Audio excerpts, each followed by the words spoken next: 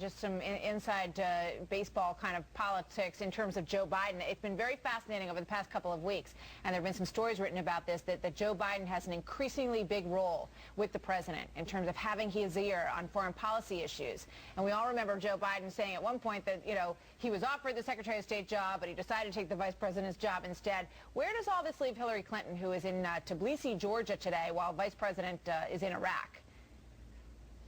Well, there's always a tension between the White House foreign policy apparatus and the National Security Council and the State Department. There's always been a tension in the modern era. It's unusual, though, to have this kind of a open, sort of an open play for power, if you will, on the part of Biden versus the Secretary of State, Vice President, Secretary of State.